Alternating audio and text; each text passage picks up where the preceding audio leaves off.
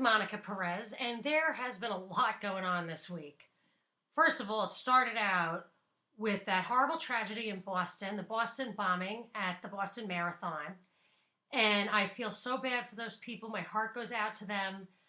And I can't help but, after days have passed, wondering what that's going to mean for us, what freedoms we're going to lose as a result of the fear that this kind of terrorism instills in people. Whether it's domestic terrorism or foreign terrorism, people get scared and we lose our freedoms. And in my mind, the terrorists win when we allow our government to take away our constitutional rights as a response to this stuff.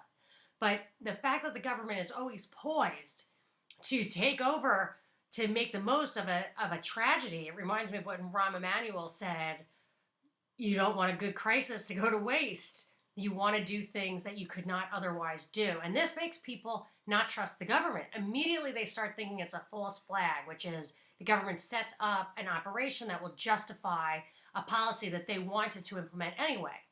And I feel like the government did want to implement some very aggressive security policies internally. And of course, it needs an event like this for that to happen. And I don't think they set this event up. I mean, I don't have any reason specifically to think they did.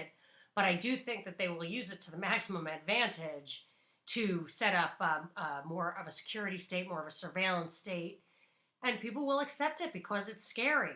But the fact that they use these horrible tragedies for political purposes is what makes us increasingly disgusted with our government, increasingly afraid of our government, and mistrusting of our government. Which brings me to the next big item, the gun bill. Obama had a gun bill in the Senate to expand background checks, and it failed. And the Senate is controlled by Democrats, but it failed. And first of all, people, even I, am more vigilant about protecting gun rights than ever before. And it's not, we need to protect the Second Amendment. It's not the Second Amendment that gives us gun rights. It's our inherent right for self-defense. And I would have been, not as adamant about it all if I didn't feel increasingly like that the government cannot be trusted. And you can see that in everything from how they handle security, how they handle our foreign policy, which increases our insecurity here at home, I think, to how they handle their fiscal responsibilities and democracy in general. Obamacare was not something that the people wanted, and they forced it down our throats. So we don't trust the government. We want our gun rights, and that's why. But Obama used this used the Newtown families. It was so sad, the Sandy Hook tragedy, all those little children were killed. And he's had their families promote this gun ban, this background check for guns. And it's just a very political move.